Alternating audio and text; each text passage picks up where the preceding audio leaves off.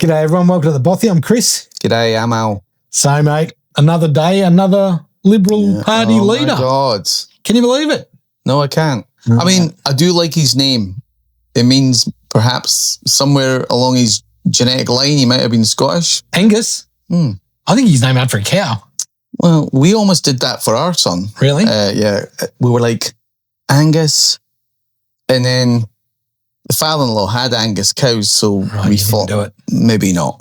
Would have been nice synergy. So today is his first day as Liberal leader, and he's already had a press conference, and he said all the right things, mate. So I just wanted to touch on some of that, and then we'll touch on how we feel. Yeah, exactly right.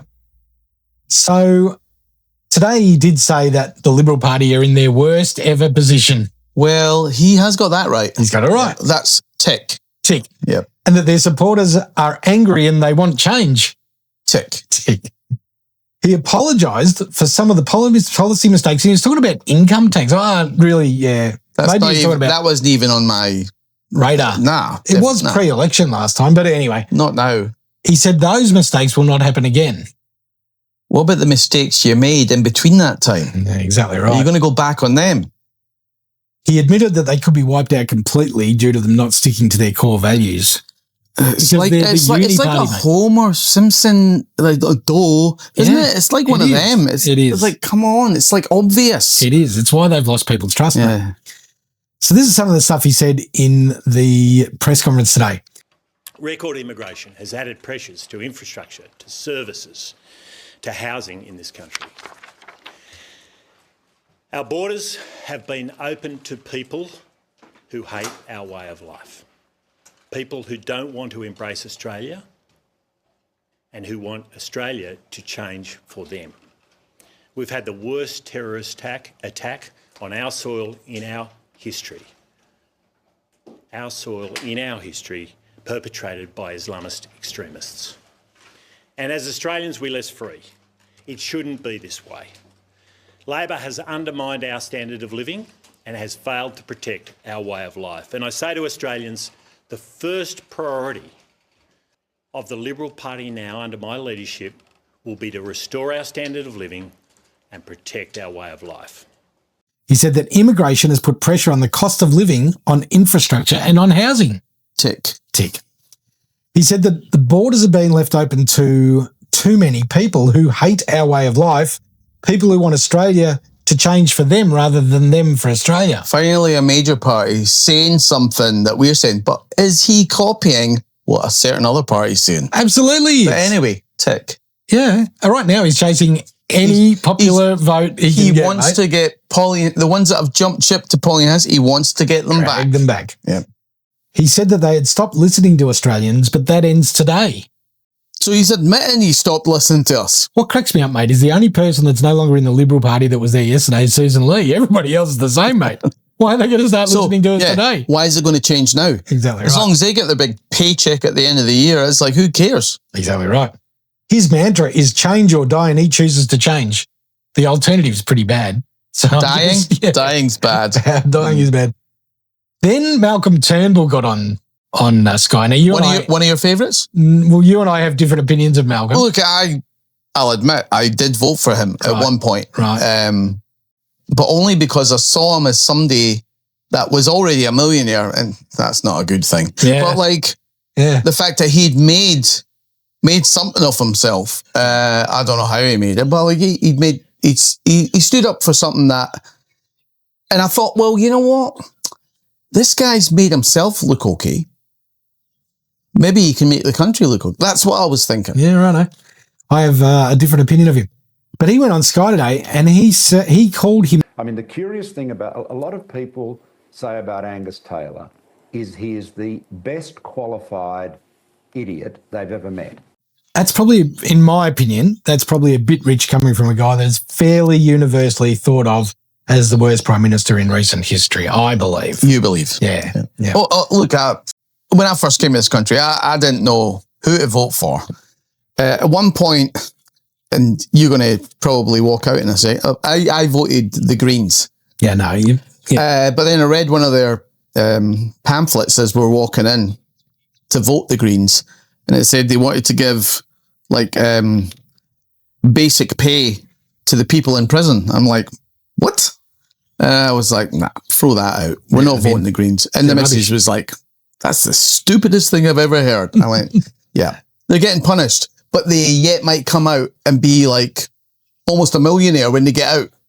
It's like, how's that punishment? No, it's not. It's like a saving scheme. Exactly right. They can't spend it. But I sense more of the same pain for Liberal, mate, to be horribly honest. They took the soft, easy option after the last election, and I fear they might have done the same again this time around. We don't want to shoot the guy down before he even begins, but it would be unfair to not talk about his past that's got him to this point. Right. So he's going to have to change his tune a lot if he's going to win back any votes for the coalition, if there is going to be a coalition. The Liberal Party have lost so much faith. They're doing damage to their party in SA, who's just a few weeks out from an election. They're doing damage to the Victorian Liberal Party or coalition just ahead of an election. So who is Angus Taylor? He's the son of a sheep farmer. Tick. This is going really well. Yep. He's regarded as an agribusiness entrepreneur as well as a Rhodes Scholar with degrees in economics and law, but leans more into the economic side. Tick. Tick. He's a father of 4. Tick. Tick for me. It's I know the feeling. Yep. He hates government regulation, wants small business to succeed, feels that free speech is paramount and that political correctness is insidious. Tick, tick, tick. So far, so good, mate. Yep. So far, he's smelling like roses. He was the Minister for Energy and Emissions under ScoMo from 2018 to 2022. He was in that position when Australia signed up to net zero by 2050. It's his first bomb. Yep.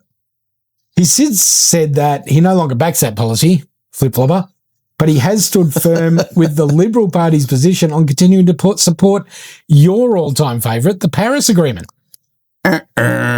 2 bombs. He was also the shadow treasurer that lost, according to most, a debate with Dr. Evil, Jim Chalmers. I mean, how do you lose a debate with Dr. Evil? Prior to the last federal election, his party promised higher taxes and greater deficits heading into the election, of which he was the treasurer, of which they ultimately lost. Yep. It wasn't going to benefit us, higher taxes, was it? No, and greater deficits, yeah. What were they thinking?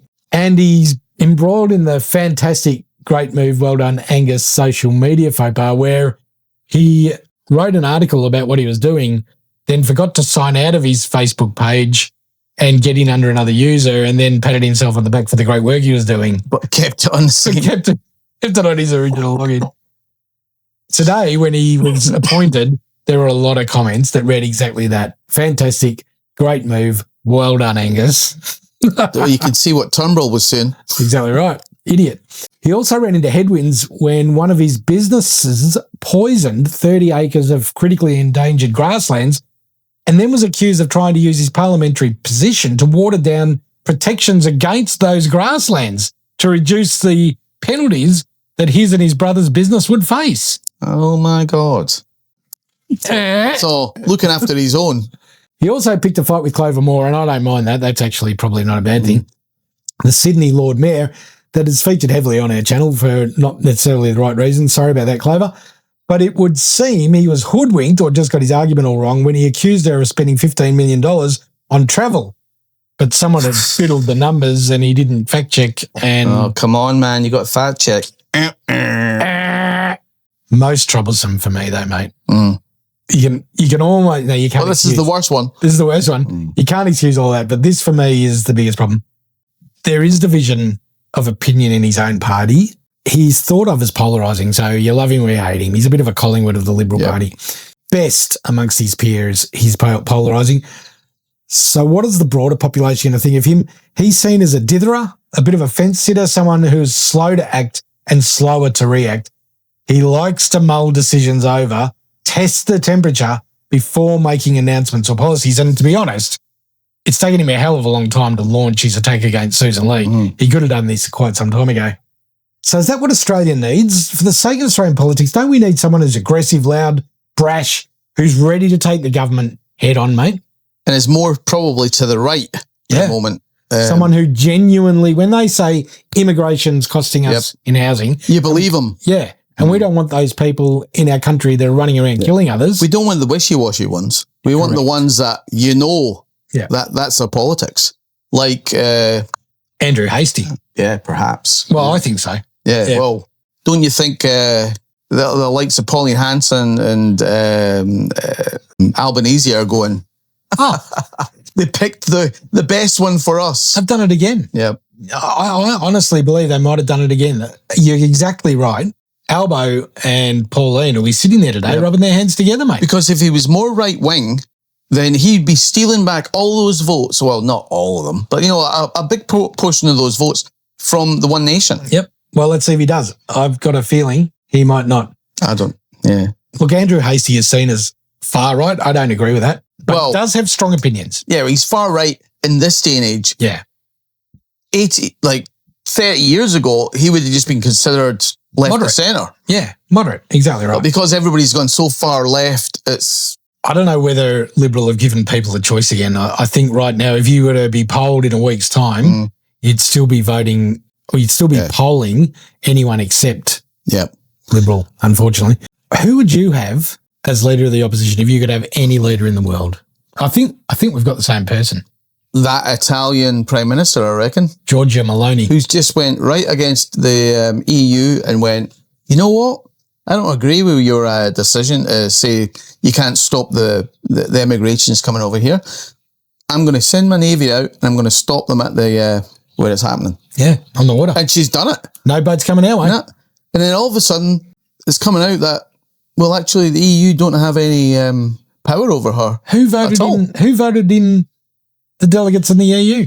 No one. Exactly. Yes. So why should they control? Exactly. She should be able to run her country any way she likes. Exactly. And she won't be told what to do, mate. What's her name? Giorgia Meloni. Yep. Good on her. I agree. Yeah. She's had enough of this shit. I mean, you've been in Italy. Yeah.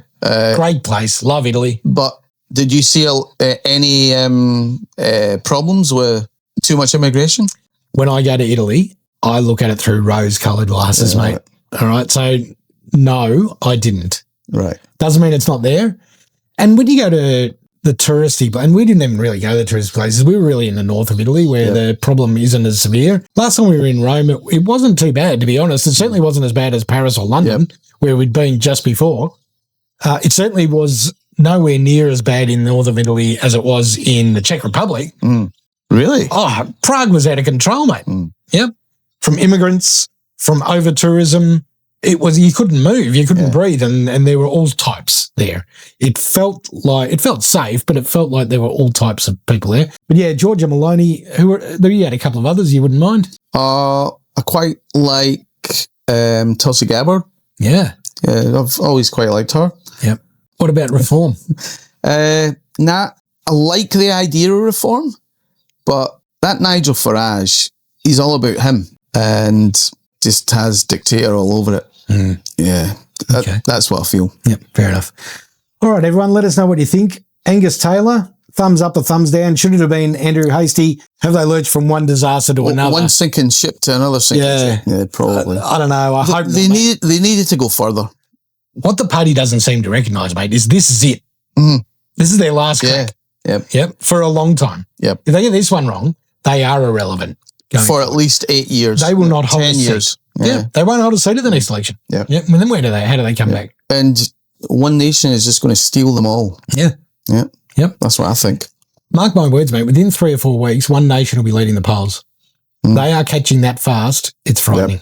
Yep. Well, Labour although Labour aren't getting as much stories told about them, I mean, they're doing so much horrid shit to this country. Yep. And they're just lucky that Liberal are stuffing up more than them. Yeah. And everybody's eyes are on what catastrophe is going to happen next with Liberal bloody Nationals. Yeah. I don't think it benefited the Nationals for crawling back into that hole. No, definitely not. No, their change will come next. Yep. The one thing I would say is it's all very well for people to keep saying One Nation, One Nation. Name me the candidate that you'll be voting for. No. In the House of Reps, because there isn't a single candidate. And let's hear their actual policies. Yeah, I must admit, listening to Barnaby Joyce when I was at AVA, I liked what he said, and the policies. There are some policies that I agree with there. How they put them in place, I don't know. But first of all, they need some serious candidates. Otherwise, what we're doing now is the likes of Antic, the South Australian guy. I know he's a senator, but like you need people like that, people that have got like right-wing attitudes that are people-oriented. Yep. Matt Canavan, I rate him. I don't mind Canavan as well. Antic Canavan, the Aboriginal lady, she's a really good talker. I like listening to her. She's very good. Price, yeah. I mean, why is she staying with the Libs? Well, she'll end up on the front bench now. I know, but that's not going to save them. Well, they might. They will put a stronger team together on the front bench. They need to.